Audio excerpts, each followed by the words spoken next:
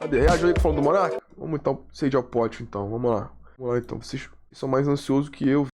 Vamos lá. Esse aqui não é um vídeo resposta, esse aqui é um vídeo pra minha comunidade, pra galera que acompanha o Flow e pra quem tá aqui tentando entender melhor o que tá acontecendo, que tá envolvendo o nome do Flow, tá me envolvendo, eu tô tendo que conversar com a minha filha, explicar pra ela que eu não sou ladrão e que eu não sou caloteiro, e eu não pretendo falar disso aqui de novo, tá bom? Acabou de falar, porque eu vou ter o vídeo. Então, vamos lá.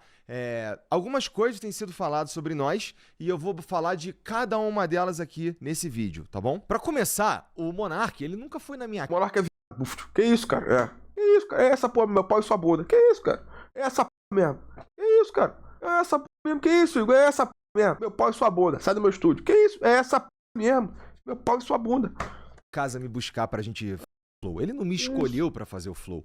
Ele não ia fazer o Flow. Eu conheci o Monark em 2016, quando eu me mudei pra Curitiba. Ele tava numa fase esquisita da vida dele, aquele Monark barbudão. E em 2018, quando eu fui falar com ele pra gente fazer uma coisa nova, aí ele falou da ideia de fazer o podcast. E qual era o momento que a gente tava na nossa vida ali? Cara, eu tinha os meus canais no YouTube, eu era reconhecido, eu sou reconhecido dentro do nicho, por exemplo, de Fighting Games. É, Clube da Luta, inclusive esse canal dele, eu conheci ele por causa desse canal. Eu não fazia ideia que ele era do Inspirado, depois que eu fiquei sabendo. Ele tem um Clube da Luta, porra, jogando... The King of Fighter, mano. Porra. Né? Vira e mexe, tem os caras falando ainda de GTA, de Mario Maker, etc. E eu tava fazendo as mininhas lives lá no Facebook. Que eu ganhava já era famoso, ele já era famoso. De eu conseguir ter as minhas coisas tudo em dia. Ele já era famosinho já. Eu tava juntando um dinheiro pro próximo projeto que eu ia fazer. E aqui as lives no Facebook, e assim como qualquer outra coisa na vida, não duram para sempre. Então eu juntei um dinheiro. Com dinheiro, Monark, vamos fazer uma parada junto? Que tal se a gente fizesse, por exemplo, um canal de unboxing? E ele falou, cara, é uma boa ideia, mas e se a gente fizesse um podcast? E eu confesso que eu não tinha assistido o Joe Rogan ainda. Ele tava nessa desde... Eu via muitos vídeos dele de Mario Maker e Seven Ways to Die. Porra, bom... moleque, tinha umas fases... acho que até hoje eu fixado dele no X, mano. Ele jogando Mario na fase... Porra, impossível. Igor 3K já era famoso pra... Não, pra caralho, acho que não. Mas ele tinha um... Vou botar, mano. Ele era... Não, pra c... não. Era, mano, porque ele era... Pô, mano, é isso que é foda. Ele era famoso, sim, mas pra c... não. Ele era brabo, pô. O David Jones no Prime. Ele já era... Não, ele tinha um... É porque o David Jones era muito forte, mano, também, sabia?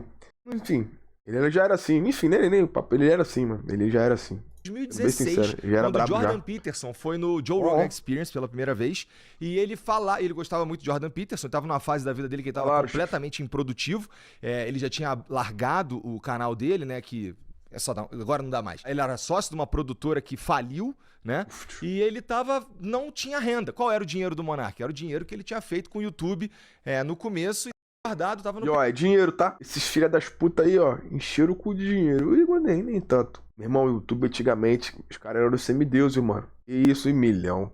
Porra, meu irmão, os caras chegam... Que isso? Tanto que morava tudo fora. Esses filha da puta morava tudo fora, mano.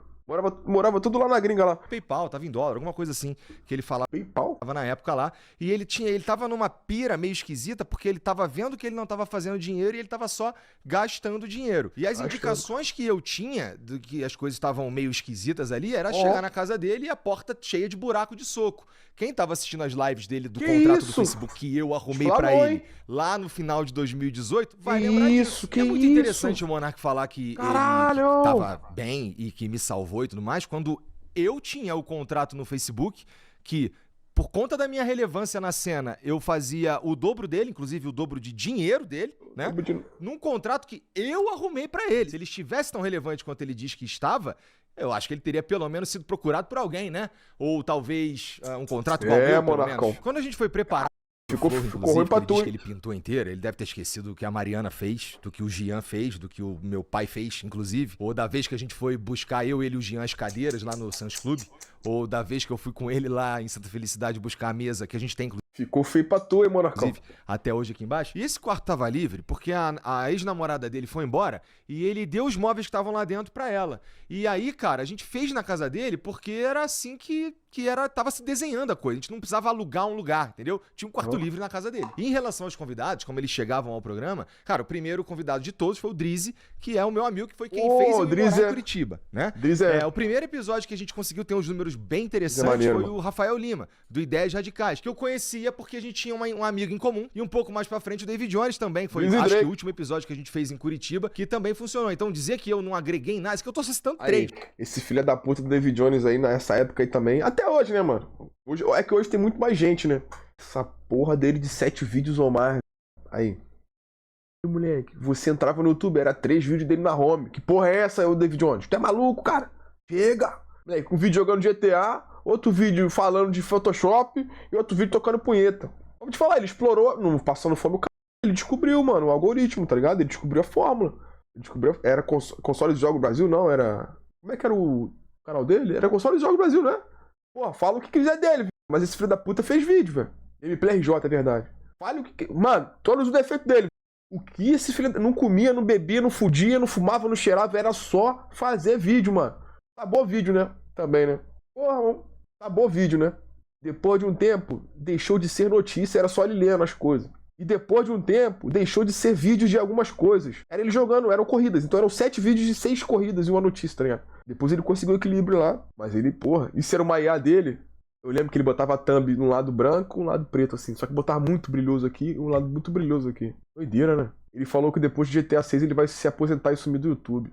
Tá certo, mano. Tá com custo de dinheiro. Dizer que eu não agreguei em nada é uma das coisas mais absurdas que dá pra dizer sobre o Flow. Era tudo equilibrado. Eu fazia algumas coisas aqui, ele fazia algumas coisas ali, e isso nunca foi uma questão ao longo dos anos, enquanto a gente tava trabalhando junto. Então vamos lá. Falar que o Flow começou porque o Monark foi me buscar na minha casa, ele me escolheu, etc, não sei o quê. Não faz nenhum sentido, né? Já tá explicado aqui. Falar que o Monark financiou o Flow todo com o dinheiro dele também é uma distorção da realidade. O que não falta é testemunha. E essa relevância que ele tá dizendo que ele tinha nessa época, talvez ele esteja confundindo os períodos, porque lá em 2013, realmente... Ele tava na pica. Ele tava na pica, já que era... Moleque, ele tinha um canal de Dota.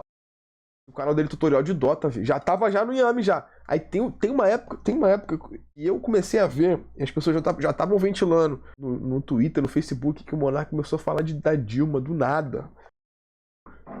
Ele cismou com a Dilma uma época aí. Eu falei, depois de um bom tempo que eu descobri que eu era inscrito dele no Randoms Play, né? O Monark era o maior youtuber do Brasil, ele perdia em números pra galinha pintadinha só, né? Só que depois ele começou a fazer uns vídeos que começaram a não ressoar com a galera que tava inscrita no canal dele, e os vídeos não funcionavam mais, e ele parou. Então ele virou uma memória pros outros youtubers que faziam. Homem memória, ó. Ironia, Igor 3K falar de memória, né?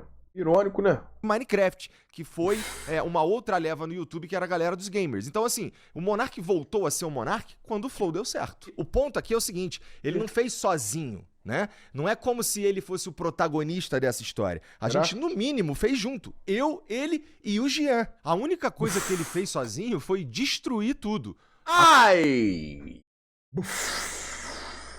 Construção foi em conjunto. Tem também a narrativa que a gente teria criado um esquema pra tirar o Monark daqui. Quando a gente teve a crise de antes, poucos meses antes, na verdade, que ele arrumou lá no Twitter, lá, pô, e a gente perdeu a Tribe, a gente perdeu o iFood, a gente perdeu parte relevante da nossa receita, ele sugeriu sair e a gente disse, ô Monark, vai tomar no cu, cara, vai sair o quê?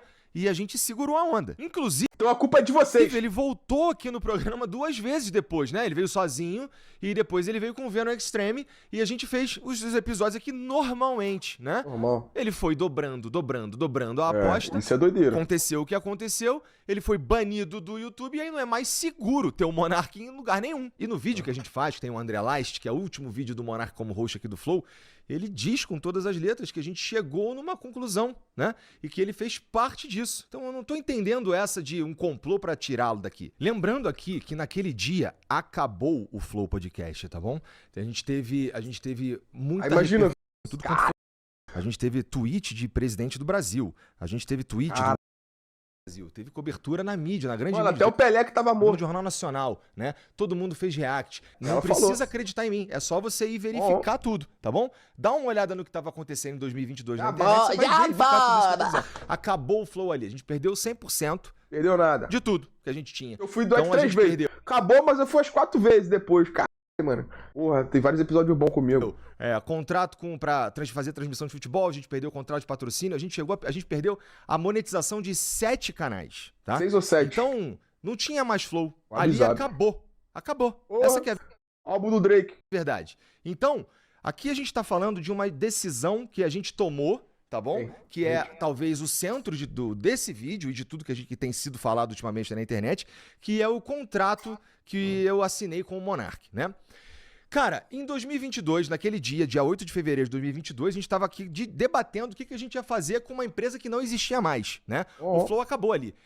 O que sobrou foi a responsabilidade de cuidar de todas as famílias, de todos os provedores, né? De todos os fornecedores, de tudo que a gente estava se propondo a fazer naquela janela de tempo. Eu não comprei uma empresa saudável, eu não comprei uma empresa multimilionária, eu comprei uma empresa falida, morta, em uma profunda crise de reputação. Então, nesse momento, quais eram as opções que eu tinha? Cara, eu podia ir atrás dos meus direitos na justiça e resolver esse problema por lá. E quais seriam as consequências disso? Seria todo mundo que um dia teve algum tipo de negócio com a gente ir pra justiça procurar os seus direitos porque a gente deixou de cumprir as nossas responsabilidades. Mas eu escolhi ficar no Flow. Eu escolhi assumir toda a responsabilidade de todo mundo que trabalhava com a gente. Eu escolhi assumir a responsabilidade de trazer de volta a nossa reputação. Eu escolhi, cara, ficar aqui no mesmo endereço, tá? Dando a cara a tapa todo dia pra todo mundo ver o que eu tava fazendo, que era uma reconstrução da reputação que foi destruída. Então dizer que o Flow é diferente depois que o Monark saiu, mas isso é óbvio, isso a gente não precisava dizer, porque o Flow acabou no dia 7 de fevereiro de 2022. O que veio depois só tem o mesmo nome, e a gente mantém o mesmo por respeito ao nosso trabalho, ao nosso esforço e ao movimento que é o Flow, entendeu? Sobre eu ter ficado no Bem Bom. Deixa eu fazer aqui um pequeno resumo de como foi a tempestade de merda que a gente viveu nos meses que vieram depois, né? A gente, as pessoas não queriam se aproximar da gente. A gente ia nos eventos, a gente era xingado ao vivo nos eventos. Então, a gente tentava fazer alguma coisa na internet, não importava se era bom, era só os comentários que você sabe, né? Então, não foi o Bem Bom nem pelos próximos meses. Então, mas aí você começou a ganhar dinheiro. Cara, depois que aconteceu tudo isso, a gente voltou a ter parceiros, mas num volume muito inferior do que a gente tinha, cara. A gente não voltou... Pode tirar no episódio do ar. Pro patamar que a gente tava, porque essa crise veio no auge, quando a gente tava no hype.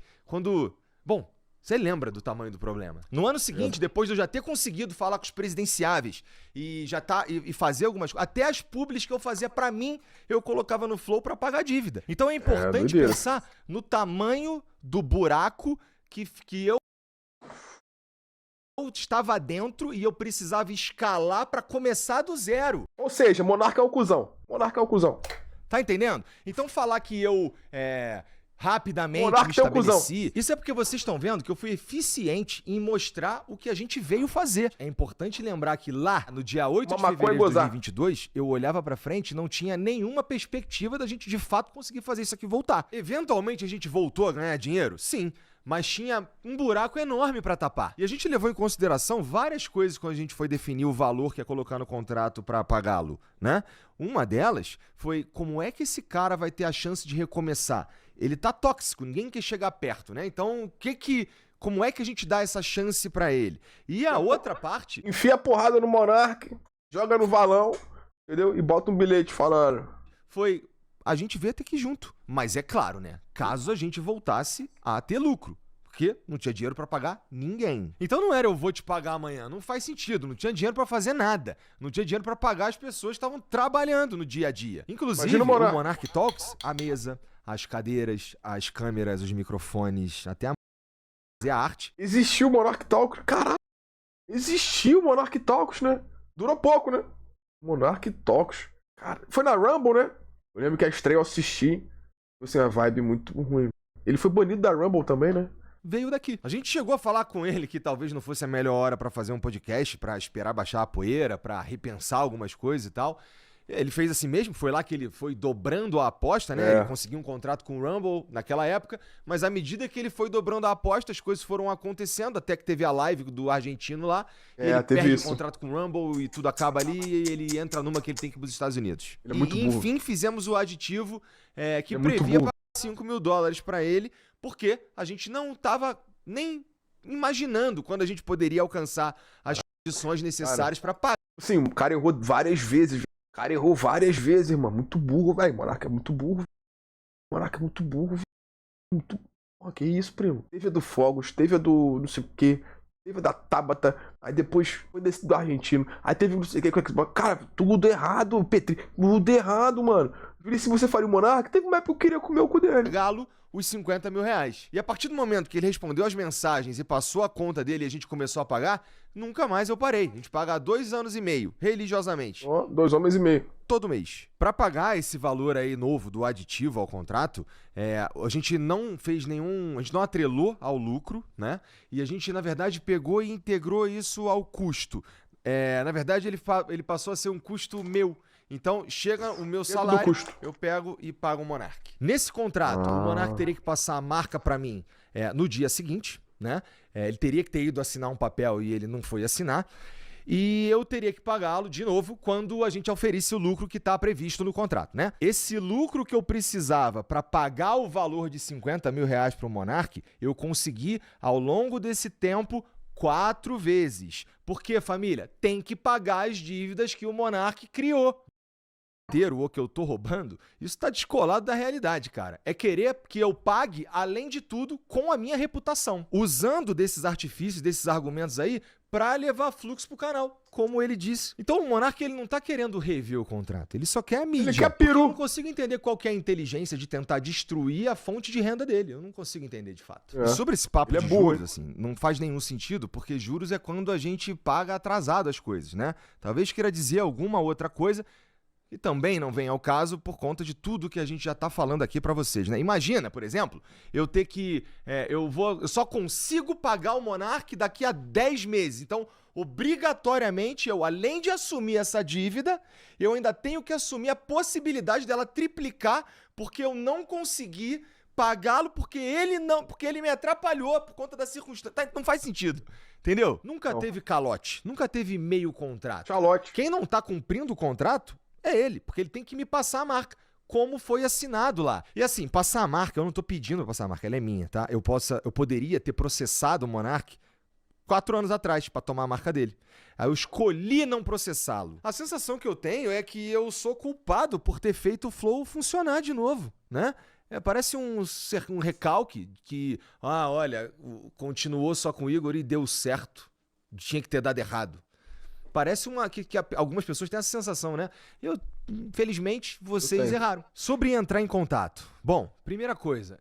Ele mandou uma mensagem pra mim, de fato, que eu fui ver depois, porque o meu número é vazado, que vazou na época da crise, né? O meu, do Gian, as nossas redes sociais, né? Todas operam de um jeito meio esquisito depois daquilo lá, porque todo mundo mandou mensagem tudo quanto foi lado.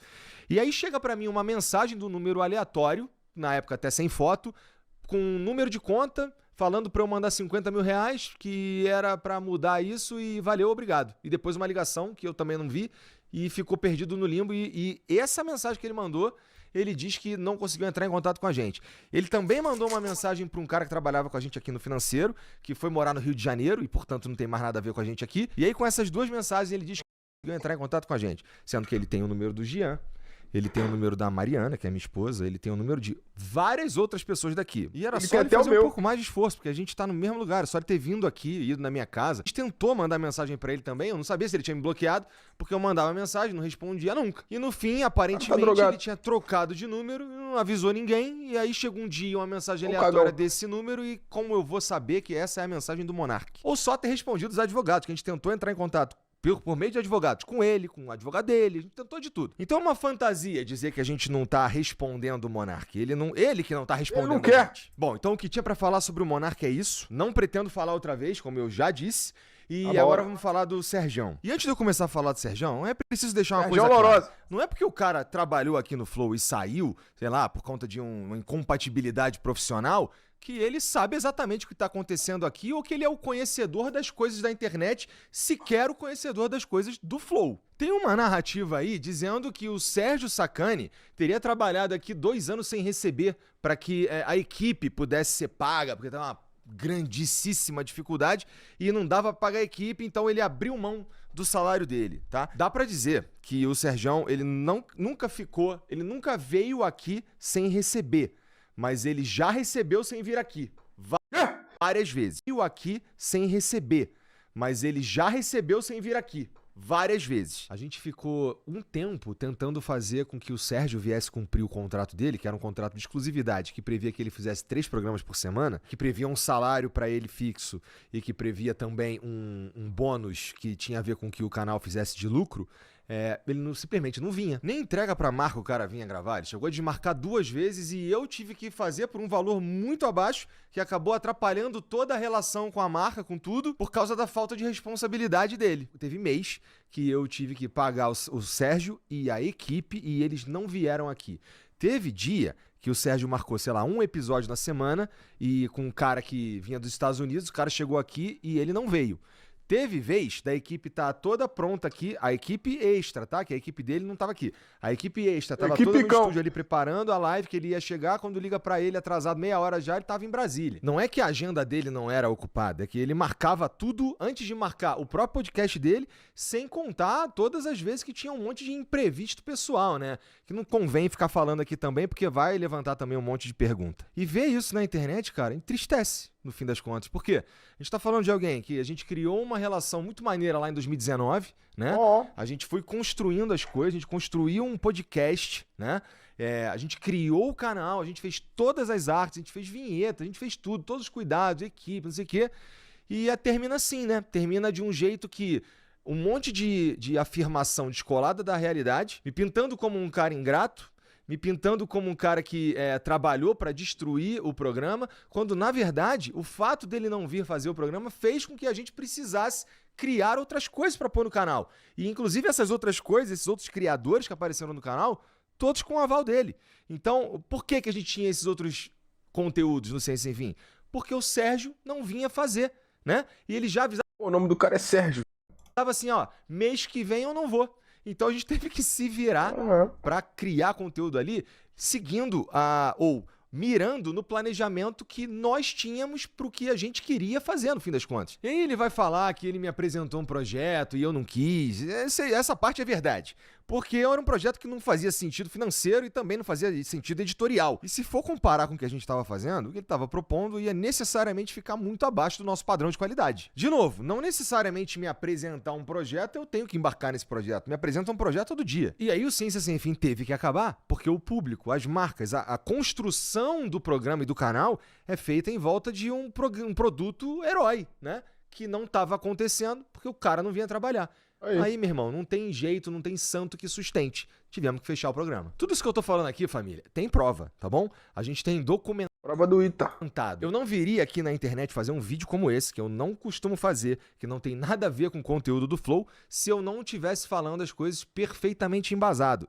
Inclusive, é por isso que esse vídeo demorou pra sair, tá?